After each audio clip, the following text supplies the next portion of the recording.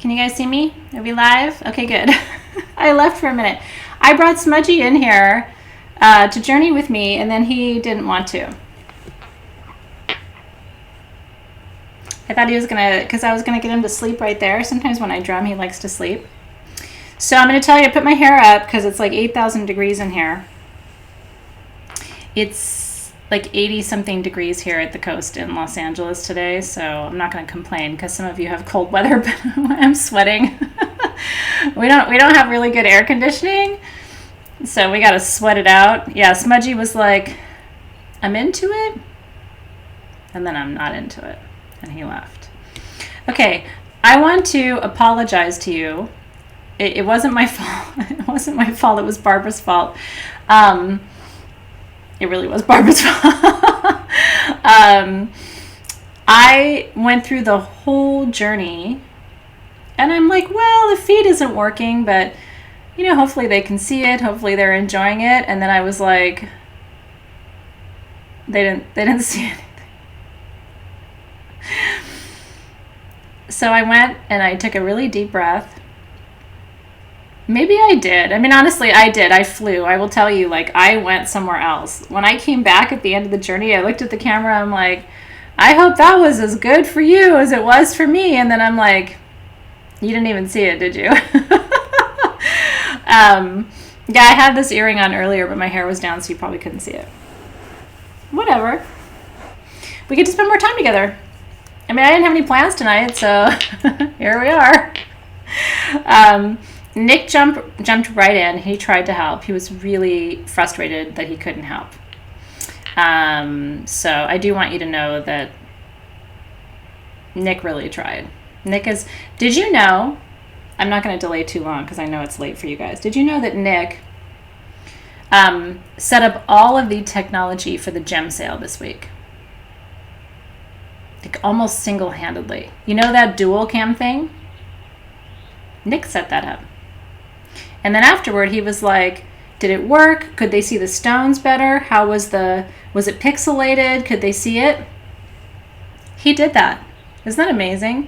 He has such a passion for technology.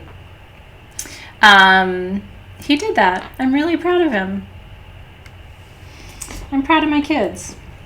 What can I say? Anyway, he's outside throwing his baseball around. So I try to support him with his technology interests and stuff. I bought him stuff for his birthday that was on his Amazon wish list, like technology stuff. I have no idea what it is. It's like a touchpad and a something else that he wanted. I bought it, and then I was like, I don't even know what that does. And he's like, it's okay, you don't need to know. Like, I'll do it. My circle is still open. I did not close it. I will close the circle when we're done. So I'm going to dive right back in. Is that okay? You guys ready?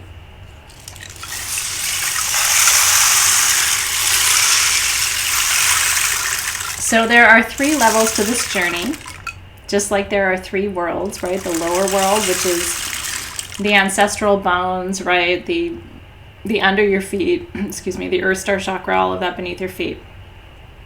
Then there's the middle world, which is you and me and where we are now, and it's almost sunset here in LA and all those things.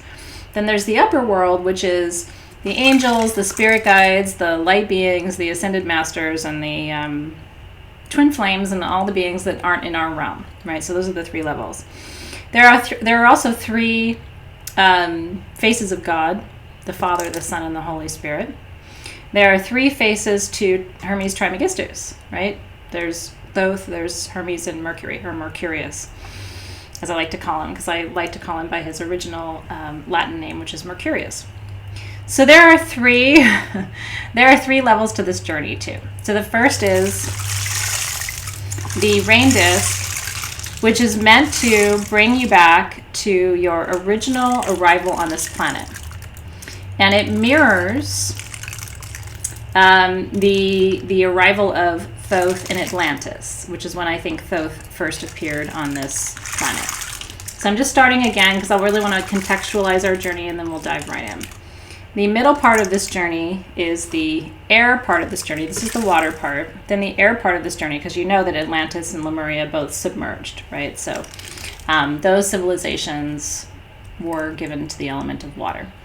Then Thoth moved from Atlantis to Egypt, which were connected land masses at that time. So that would have been a physical journey. And we know that by the maps of the planet at that time. And so Thoth then made the transition from water to air and became what they call the first philosopher, the first alchemist, the father of philosophy, the father of alchemy, the father of language, the father of communication. Is the air journey that he took. And then the last part of this journey is the drum, which is the earthing of that energy, the grounding of that energy in Rome as Mercurius, right? And the grounding of that journey took Hermes out of his sort of mega mental state into his physical embodied state as the trickster, as the magician, as the most, I would say, grounded and material aspect of that energy. Does that make sense? I know. We're all teasing Dave, but honestly, I totally blame him for the reason that this is late. But I'm his wife, I can blame him for stuff. AKA Barbara.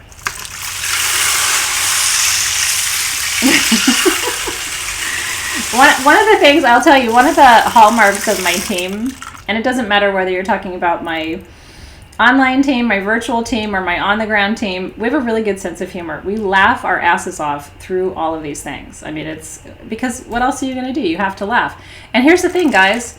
This whole planet is so fucking weird right now. This seems normal compared to like everything else that we're combating at this particular moment. So you got to stop. You got to laugh your way through it. You got to create space for the fact that weird things are going to happen. But I tend to use humor as my tool to navigate all the things that happen in life. Yeah, Dave is Barbara. It's a long story. If you want to know the whole story, then you have to watch the gem sale from last week where I explained it. It's a long story. Okay. Keep laughing. My shaman who does ayahuasca with me always says the secret to happiness in life, and this is from an ayahuasquero, somebody who does ayahuasca 300 times a year, because he literally does it almost every day. And he says the secret to life is joy. And it's a conscious decision. His saying is, keep joy in your heart, just a little bit. And do you know, every morning when I wake up, this is a true story, every morning I wake up to a text from him of a funny meme. He doesn't say anything. He doesn't write anything unless he needs to. But every single morning, I've been journeying with him since October. Every single morning he texts me something funny to keep joy in my heart. Without fail, at 7 a.m. every morning, no matter where he is in the world. Isn't that crazy?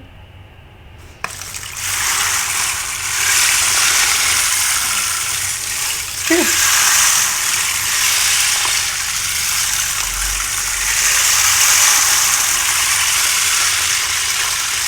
It's really true.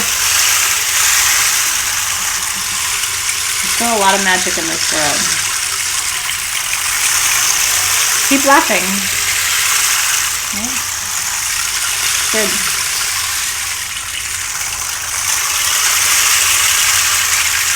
Okay. So we're gonna begin. I know he's a good soul. He really is. Thanks, you guys. Okay, you do it, Rina. You do you. Any way you need to work with the medicine, you can always come back and journey later if you just want to be present. I love that so much. Keep smiling. Wouldn't that be fun? We should do that. Some kind of like daily little check-in with each other. I don't think we could because you can only text so many people at once. I don't know. Oh, I love that so much. He's a treasure. Okay, so I'm going to try to speak louder so you can hear me over the rain disc. Be gentle with my rain. Okay, so this first part of the journey for you guys is the return to your water roots. And you all came to this planet, most likely, either as part of the Lemurian civilization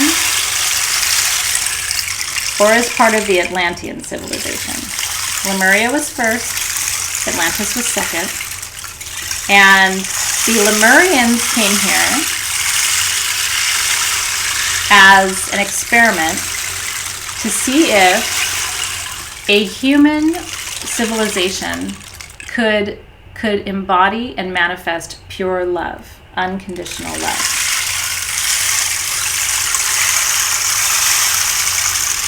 And that was 12 to 15,000 years ago. Long time. Although in spirit time, it's a blink of an eye. I mean, really, 12 to 15,000 years is no time in spirit time. I came here after that because the Atlanteans came here to create structure and order and science and to advance the Lemurian civilization toward a more material civilization so that they could build cities and they could build structure and build history, right? So the Atlanteans, we came through to give the Lemurians some structure and some order and some process and some technology. And so that is the Atlantean lineage. So Thoth came in as an Atlantean to create language, to create communication, to create philosophy, to create the actual art of manifestation, to create alchemy, which is the transformation of one element to another. So while I play this rain disc for you, I want you to connect into your water origins tonight. Your first adventure on this planet. And whether it's Lemurian or Atlantean doesn't really matter. They're both beautiful and valid and real and powerful and full of history and lineage. But the Thothian roots are Atlantean, and then we'll talk about that pathway up into Egypt. We talked about it earlier, into Egypt, and some went to Tibet because all the land masses were connected at that time. You may have gone from Lemuria to Atlantis. Some people did. So some people are like, I feel Lemurian and Atlantean. And so you may have actually traversed from the west to the east, which was the journey, right? Because Atlantis was Mu. It was off the coast of California, between California and New Zealand, in that grand space. Part of the territory of Mu included where Hawaii is today. So a lot of Hawaiians claim a Lemurian lineage, which makes a lot of sense. I've met plenty of Hawaiians who believe they're Atlantean too, so I think our souls kind of do the zigzag thing all over the planet. But as I play the rain disc, I want you to claim and get back into your water origins tonight. And I want you to connect with those earliest footsteps that you took on this planet. This is all part of the process of becoming one.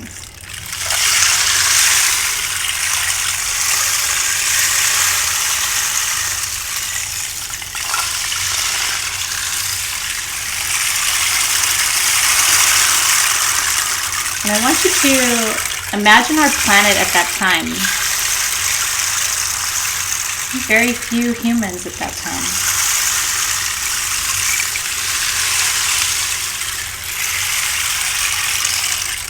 We were an experiment. And we didn't work against nature, we partnered with nature.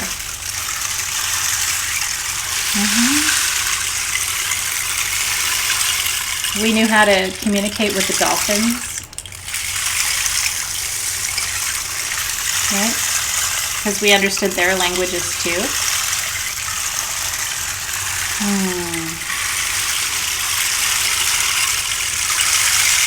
And at those times, magic was real. No one debated it. No one argued about it. Nobody thought we were weird. We all knew we'd come from Arcturus and from all of the different star gateways to be here now. We volunteered to come here and put this suit on this physical suit. Although remember, we were hybrids then. We were half human, half fish, like mermaids, right? A lot of Lemurians were mermaids. We were half human, half bird, like both. We were half human, half lion, like the Sphinx. A lot of us didn't have legs. We had fins. We had paws. And we had talons.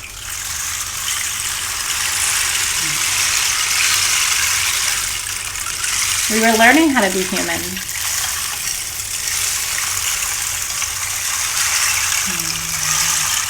Yeah, Larimar is so Atlantean. It's one of the most Atlantean stones we have. That and Hewlandite.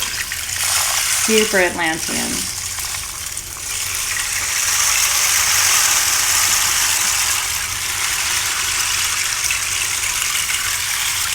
So let your soul relax now and glide back to that time when magic was real. It wasn't something you do on a Thursday night. It was all you did. It was the way you spoke. It was what you did. It was how you lived.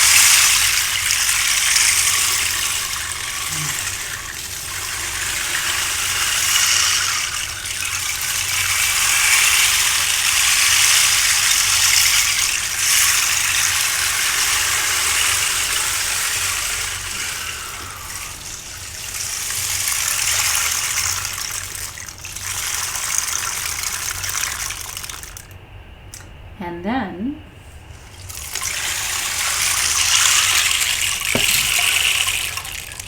we began our air journey because Atlantis and Lemuria fell.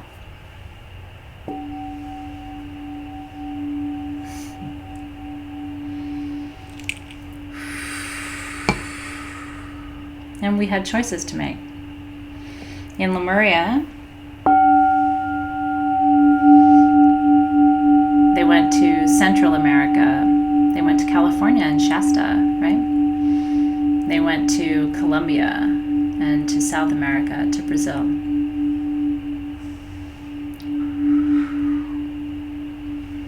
We Atlanteans had a different path.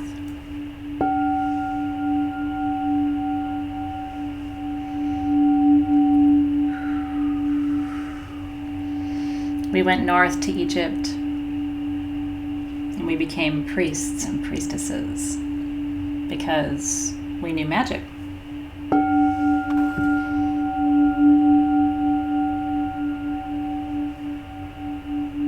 And because the land masses were connected, some of us went to Tibet, to the Himalayan ridge.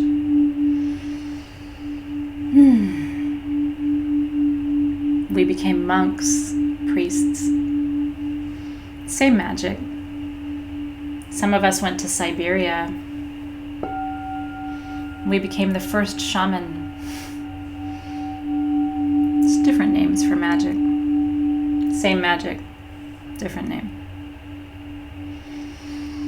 So began pre-Columbia. So was the birth of the Aztecs. So was the birth of the Tibetan order of priests and monks. So was the beginning of Egyptian magic.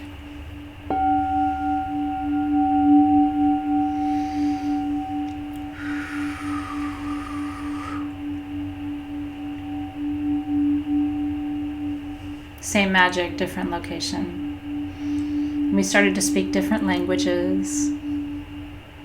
Couldn't quite understand each other anymore. We used to have one language, one way of connecting. And so Thoth left Atlantis and traveled to Egypt, where he became who he is today, as we know him. And he created hieroglyphics as the god of language. And he created magic. He wrote the Book of the Dead. and began to communicate the most ancient wisdom from Atlantis to those who were there at that time. And again, embodied this crossing of the human world, the material world, with the spirit world. And was channeling wisdom from other dimensions, other species, being taught how to build the pyramids. The pyramids were sound chambers, aligned to the 7 chakras. And each pyramid could heal a different part of your body or your mind or your spirit. And all of that began at that time. So I want you to go back now to your air roots with this beautiful singing chalice. Where did you move from water to air? Where did you move from Lemuria onward? Where did you go after Atlantis? Where did your soul fly? Where did your body travel? Did you go north from Atlantis into Egypt, or did you go east from Lemuria into the Americas? Where did you fly? Where did you travel? Where did you go? Or did you go somewhere else? Egypt to Siberia to Mexico to Brazil. Where were you? And a good sign of it is when you connect with those crystals, Lemurian quartz or Tibetan quartz or lapis lazuli, feel this call, this pull. It just feels like a connection, or Himalayan quartz or Himalayan salt, or the materials to this day that come from those places. If they have a resonance with you, it's because your soul recognizes them from that journey that you went on.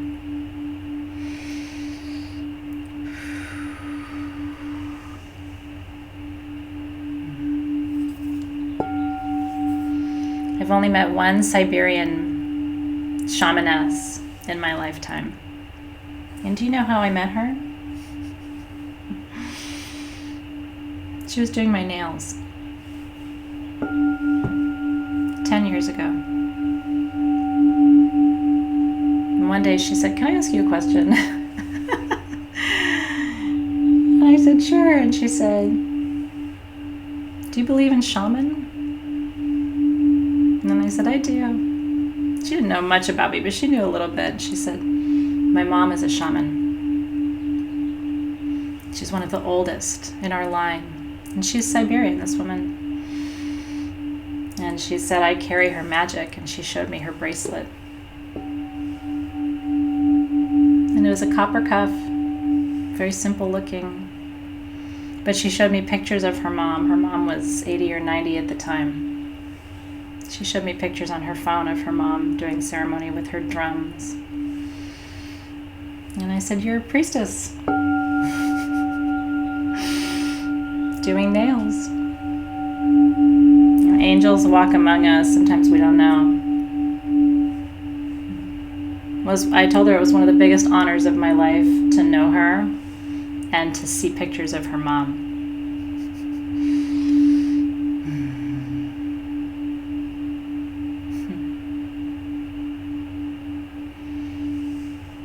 They're everywhere.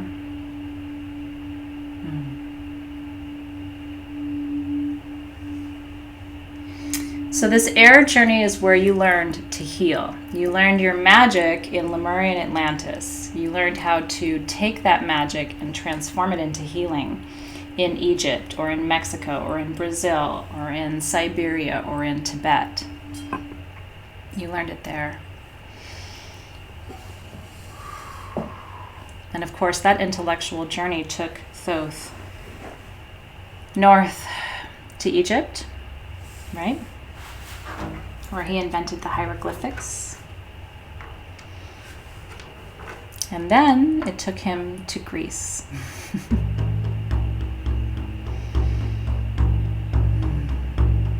Where he became Hermes.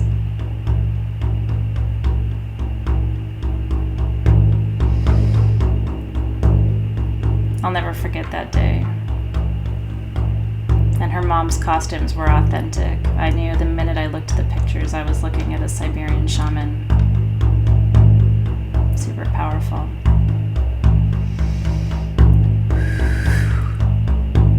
Really, Sharon? I love that so much. She just went and put on a copper cuff for Journey.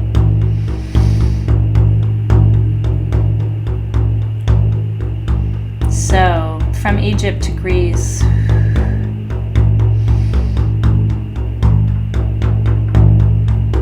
So Thoth took that journey to become Hermes, to become the first philosopher.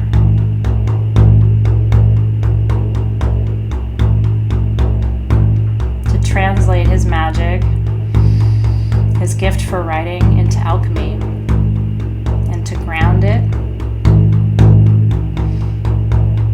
Work with the ancient Greek philosophers to inspire them, to lead them, to bring those principles forward, those emerald tablets. You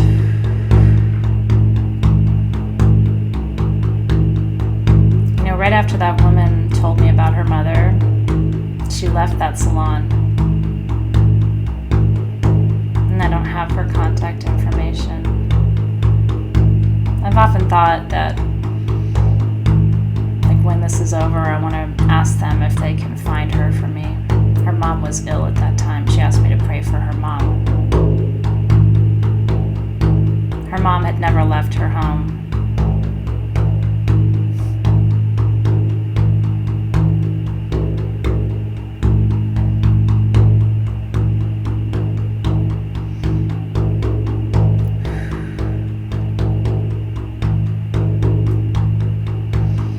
So into ancient Greece and Rome we go. Thoth becomes Hermes. Hermes becomes Mercurius.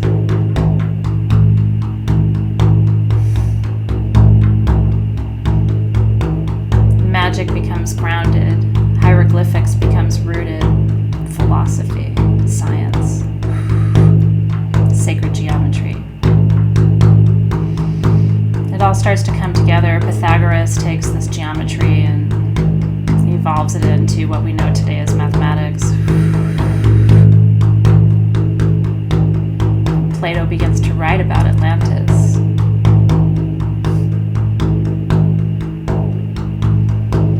All inspired by this being, this one energy with many iterations, many lifetimes. Hermes and Mercury teach us about shape-shifting, taking one element, transforming it into another, taking your base metals and turning them into gold, and what he called the great work.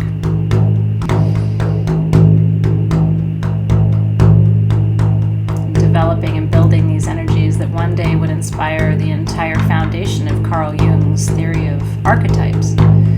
Today informs our entire study of psychoanalysis. I wouldn't have that without magic.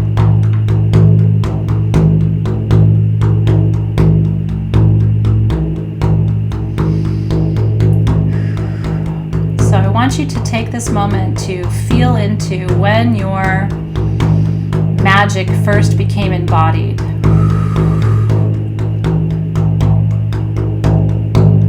Was it Egypt? Was it Sumerian, Mesopotamia?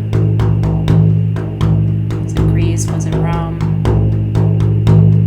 Which one of these ancient civilizations and languages and cultures and traditions is where you found your footing to embody your magic, to make it material?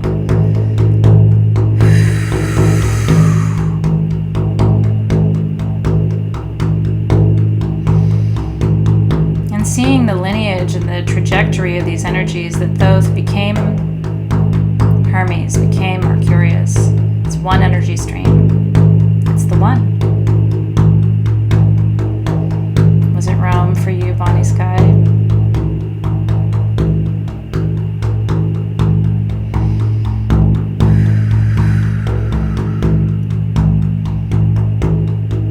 And certainly many went the Celtic path.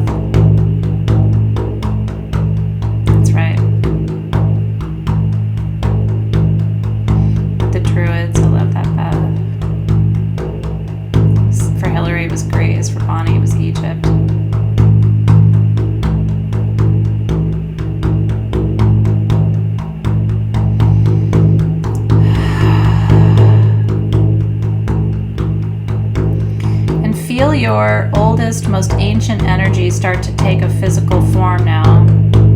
A body. Not a hybrid, not half animal, half body, but a full human form. Arms and legs. Head. Immortal.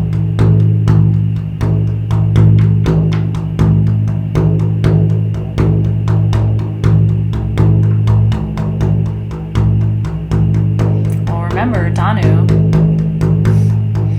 was already gathering her tribe at that time. And the land masses were not separate as they are today, so it's important to remember we could cross more lands at that time than we can now.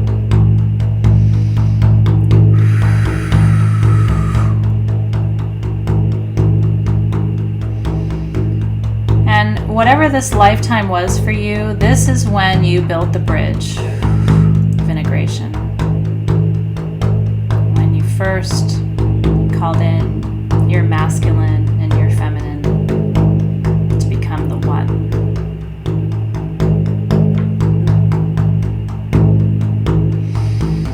When you first acknowledged that your light and your darkness were the one. When you first experienced that your strength and your weakness were the one, that you were an alchemist.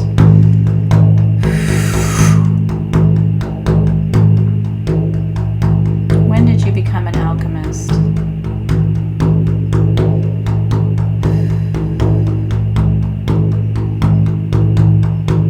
When did you first acknowledge the separation that ultimately becomes the unification?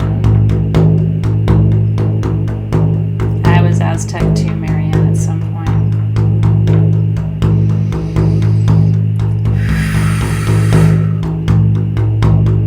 So beautiful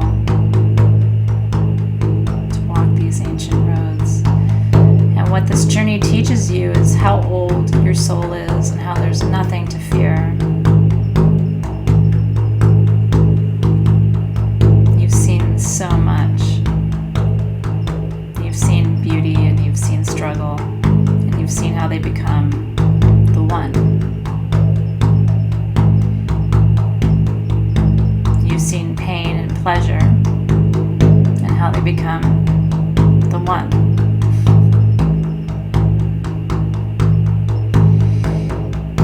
You've seen fear and you've seen bravery and how they become the one. You've seen peace and war and how they become the one.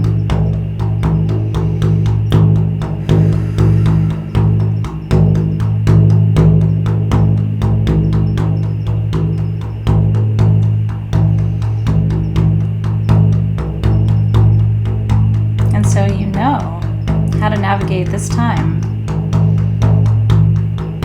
where there's fear, how to bring peace and calm and balance to become the one. That this is your destiny as a priestess, as a priest, as a healer, as an elder, as a teacher, as a servant.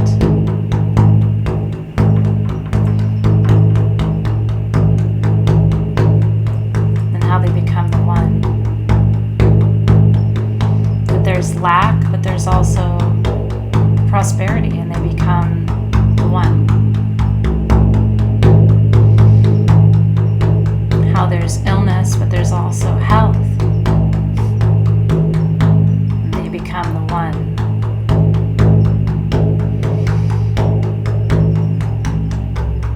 How there's bondage, but there's also freedom, and they become the one.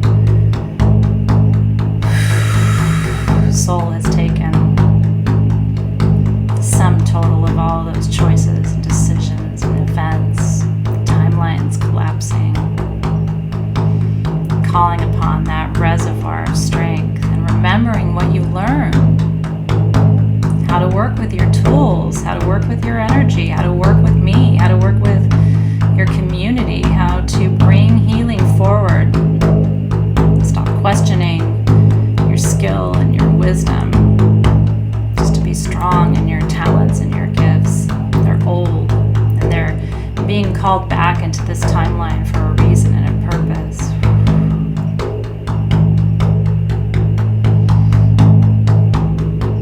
And you've been all those things. A seer, a critic, a servant, a goddess, a queen, a priestess,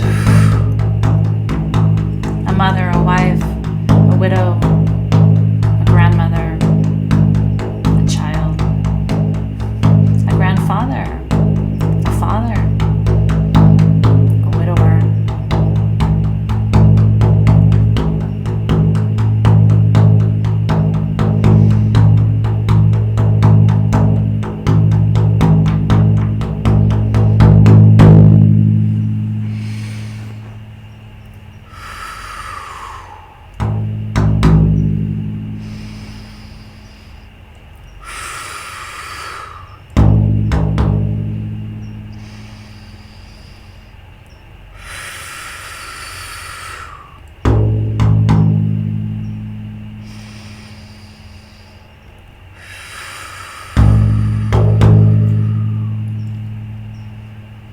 And they all became and returned to the one.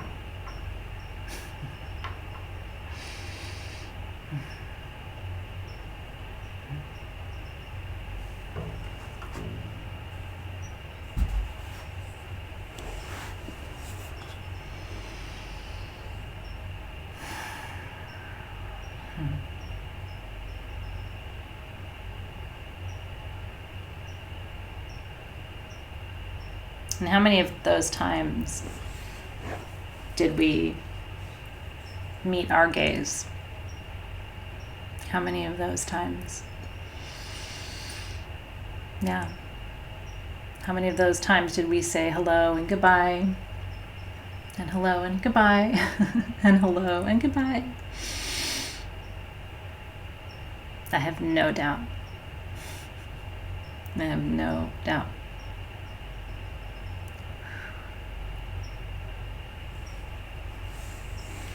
We have seen each other through harder times than this.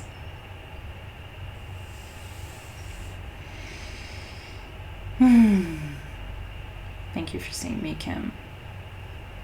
I don't doubt it. Tabby. Thank you, Vanya.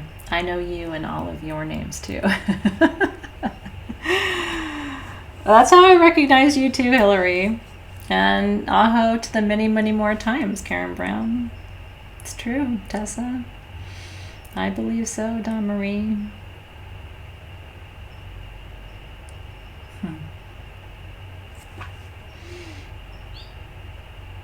Thank you, Sheree. I'm grateful for you too. I see you on Rate and Bonnie and Martha and Sylvie and Sherry and Melanie. I'm grateful for you too. Yeah, I know, Stephanie. I felt the same way. You too, Alexis. And you too, pandas. Many, many, many times, you guys. I love you too. Jan. I see you, Michelle. And Anne-Marie and Deb. And Suzanne. And Lindsay. And Dr. Chris. I'm glad you guys came back too. I wouldn't want to go through this weird time with anybody else, because I feel like we've been through some weird times before together. It's like, remember? It's like, I do remember when we thought, that Lemuria was falling or Atlantis was falling, and so we had to go north and we were figuring out where we're going to go. And remember that? It wasn't that long ago, was it? I'm glad that there's no accidents, right? So I did the whole journey without you guys. And then was like, I don't think they saw that. Whatever, it was like 45 minutes. And I don't think there's any accidents. I think we're meant to do it again differently, maybe tonight. I just kind of believe that, Thanks, you guys. Thank you for that, Michelle. I really appreciate it. And I appreciate all of you. I really do. We did. So we know how to do hard things.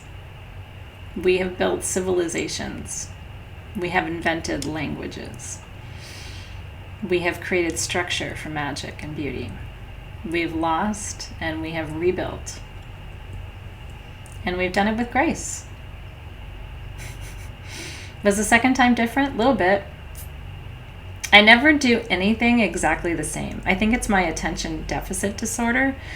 But even if I did this journey again with you right now from 7:45 to like 8:30, it wouldn't be exactly the same. It's always different because I don't script what I do. I just do it from my heart. I don't use notes or anything. Maybe I should, but I don't script it. So like if I did it again right now, it would be similar, but then it would be different because it wouldn't be exactly the same of what's coming through. It's true. In these times, we will be called upon to hold space for things that are difficult. I don't doubt that to be true. And so the more you do now to feed yourself and to remind yourself of how old you are and how wise you are and how much you've already navigated and that you have all this inner strength and you have this inner wisdom and you have this magic and you have this lineage and it wasn't given to you for nothing. Do you know?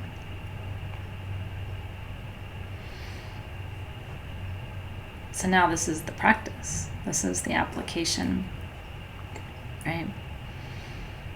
It's really true. What we used to call when I was teaching student teachers, this is the practicum, right? I've taught you how to teach 5th grade. Now go over there and teach those people. And I remember my student teachers going, I'm not ready to go into the classroom yet by myself, but I have to do it by myself. It's like, what do you think you've been learning all this for? Yeah, you got to now go and teach those kids. Bye. You're ready. I'm going to kick you out of the nest. It reminds me of that a little bit. Every time I had student teachers and I was like, okay, practicum time, in the classroom you go. And they're like, no, I can't do this. Right? Tab said her mentor teacher took a vacation when she was student teaching. That's really true. I remember my first time in the classroom, I kept thinking any minute they're going to figure out that I've never been in a classroom before. That was 1995. And I was like, they're going to figure out I have no fucking clue what I'm doing. And I did a good job.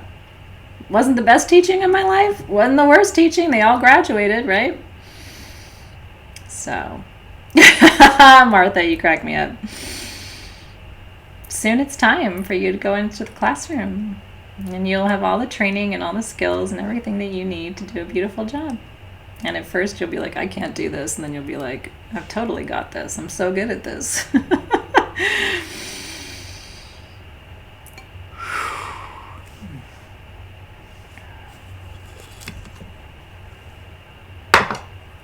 As the apprentice becomes the master. Right?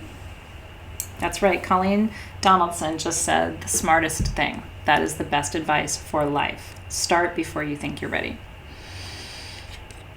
Start before you think you're ready. Because if you wait till you think you're ready, you'll never start. Right?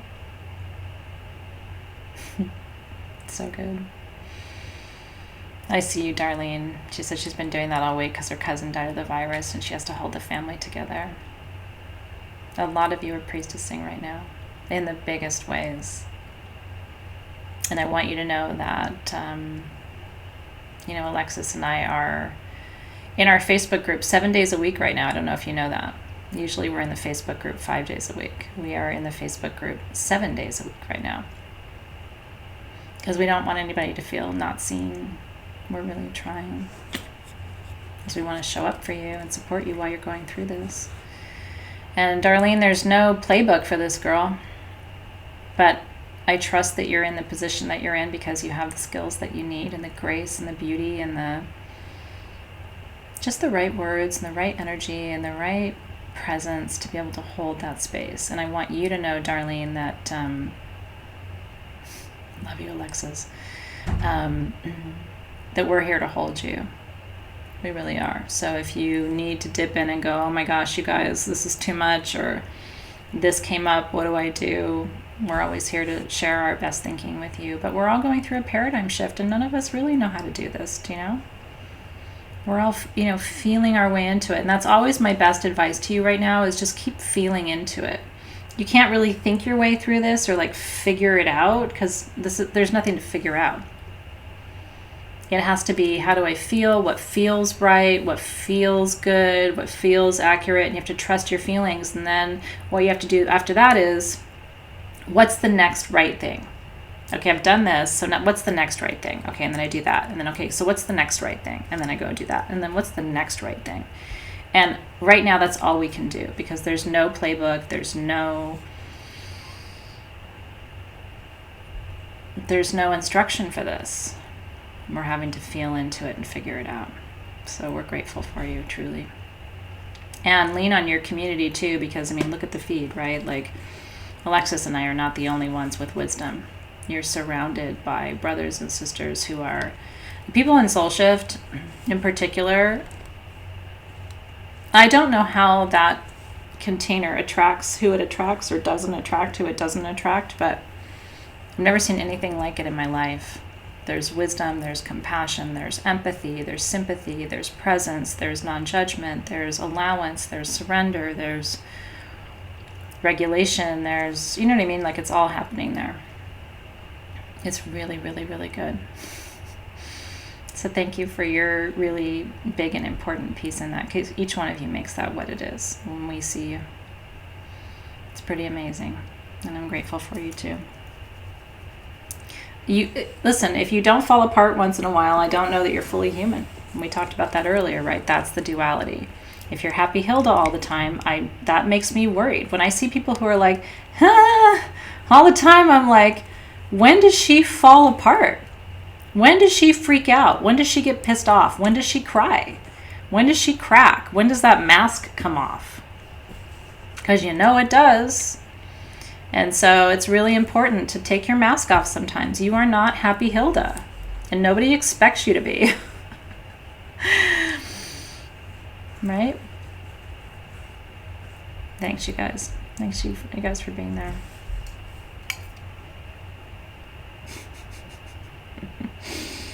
You gotta feel it all. You came here to feel it all.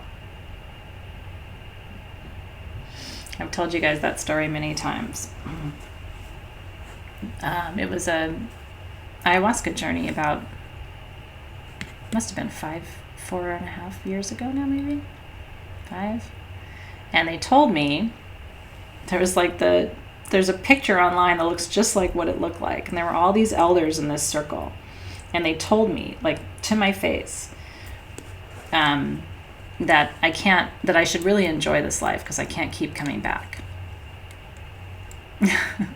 They told me in that journey, it was so powerful. They were like, you keep coming back because you like the randomness of humanity, because human life is very random, but spirit life is not. It's very, like, it's such a high vibration, and it's so even, and I kind of like the up and down of human life. So they were saying, you keep trying to come back, you keep asking to come back because you want to experience the randomness and the up and down and the chaos, because you kind of like it, but you can't keep coming back, so you should really try to enjoy this. And I think I've approached my life really differently since that journey, because if that's true, then I want to make the most of this ride. I should write a book about it, huh? I've thought about that. At some point, you go to pure spirit, and you stop incarnating. You become a guide. I know, right? At some point, they need you more there than they need you here. It's interesting, isn't it? Maybe I will. I have time right now. Maybe I should sit down and write it. I don't have a lot of time, but on the weekends I do. Maybe I should write it. I remember coming out of that journey and just sitting there and crying like a baby. Like, I want to keep coming back. Boo, I don't want to go there where it's the same all the time. At some point, you don't incarnate anymore. You help the ones who keep coming back. Yes, Scarlett. Write it and then read it, right? It's interesting. Thank you for that, Sharon. We wouldn't have had this time together if the technology hadn't failed. So I want to tell you that I love you, and thank you, Vanya. I don't know. Let me think about that. We wouldn't have had this time, probably. Would have been more normal. Whatever normal is. Was that Mercurius tricking us? Maybe it was. Isn't that funny? Nathan, there's 111 people. It's kind of neat, isn't it? That's interesting, Kimberly. I've never had anybody ask me for that before. Tips on writing and tips for writer's block. Maybe I should share that too. I've never been asked before, so it's really interesting. That's really cool. Well, thank you, Vanya. I will. I'll think about that. It is kind of, Martha, I'm able to see every single comment in the feed, which is kind of neat. Yeah, I tend to channel when I'm writing. I go into kind of a trance, but I've never really thought about the process before, so it's interesting. I guess we have to say thank you to Barbara. I don't want to, but I think we should. Aww. I really appreciate that. It's very sweet. Yeah, I'm grateful for it too. I'm glad it was powerful for you, Bonnie. You know, this Sylvia made this for me a long time ago. I love Sylvia. If you ever buy her jewelry, she's, I know Sylvia really well, and she's the real deal. And if you saw where she makes her jewelry, it's super magical. She has the studio here in Southern California, and it's on the rooftop of her house, and it's got like 360-degree views of LA. And she chants before she makes the jewelry, and it's just really real. So I love her. Whenever I wear her jewelry, I always feel like it's very maternal to me. Her stuff makes me feel like I'm hugged. She's really special. Oh, I'm glad, Darlene. I will pass that along to all right, you guys. Well, I'm going to let you go. I brought the wand around, but I'm going to do it one more time. I'm going to release the guides and guardians before I do it. So I want to thank all of our spirit guides, our ancestors in the light who walked with us today. I want to thank the guides and the guardians of the four directions for attending us tonight in all the ways that they did. And I want to thank them for hanging on, because I don't like to leave them like sitting there, but I also didn't want to close the circle, so. We'll do a bedtime story this weekend, I promise, because I need to do Artemis and Kronos. That was kind of the, people wanted, it was 50-50 last night, so I'll do that for you this weekend. Maybe tomorrow. So let's release our guides and our guardians. I want to thank the guides and guardians of the North for being with us, for grounding us, for steadying us, for helping us feel safe and protected, for their gentle nurturing tonight, for the wisdom that came through. We release you with gratitude. And to the guides and guardians of the West, we want to thank you for attending us too, for the really sweet emotional connection and healing and reunion of sorts that we had tonight. It's all Western medicine. And really holding us so tightly and so closely tonight. Very grateful to the guides of the West. Releasing them with gratitude. And to the guides and the guardians of the South. For empowering us, for reminding us of our journeys in the South, reconnecting us with our Mesoamerican roots tonight, our Aztec roots, our Lemurian and Atlantean roots tonight, which is all Southern roots. For reconnecting us to our power, reminding us of how much we know, how much we've learned, how much we've integrated over time. allowing us to see how we've shape-shifted from form to form, from human to animal to hybrid to all the different iterations of our soul's journey. We release the guides and guardians of the South with gratitude. And guides and guardians of the East, we release you with gratitude. We're thankful for the space that you opened for us tonight, the spaciousness that you allowed us to step into, to explore our intellectual roots and where our connection to science, to wisdom, to language really began. You know, some of you tonight, I think, were able to put together the reason why you're a scientist, or the reason why you're a linguist, or the reason why you feel so connected to the priesthood, or these other things that maybe you didn't realize before the journey. And that's all Eastern medicine, for that connections, those really powerful resonances and those memories from the past. So we're thankful for those tonight. It gives us kind of an elevated view of our lives and helps us to connect the dots across space and time in a new way. So we release the guides and guardians of the East with gratitude.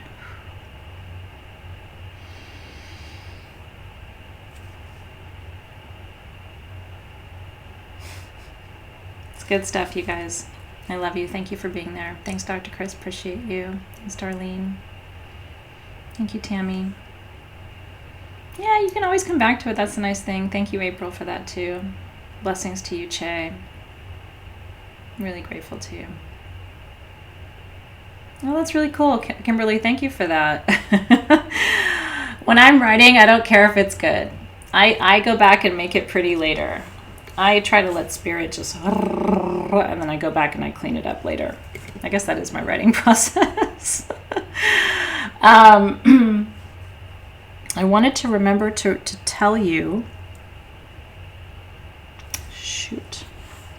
Oh, there they are. I promised during the gem sale that when the pre-night with Epidote spheres were coming, that I would tell Soul Shift. They're coming tomorrow at 7 a.m. And these were made for Sage Goddess, and it took 6 months, and we can't even order anymore right now, so I don't think these are coming back, not the spheres. We have some generators coming later at some point when they get here, but right now these are the spheres. So if you missed the gem sale, I wouldn't spread the word too far. I have enough for about 20% of Soul Shift to get them tomorrow, and that's it. So you don't need to get them, but I wanted to tell you that they're coming tomorrow at 7 a.m. because I don't want you to come back to me later and be like, I didn't know. This is the stone that heals the healer. And we had these made.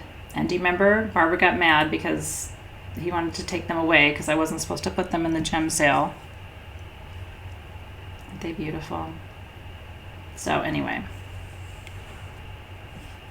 Seriously, don't tell anybody, because people will swipe them out from under you, and I don't want that to happen. If you don't want one, great, leave them for everybody else. I tried to have more made, and they don't. There's only so much rough of the pre-night with Epidote. Which one do you want? Esperanza. I have them all here, so they're all touched and licked and loved.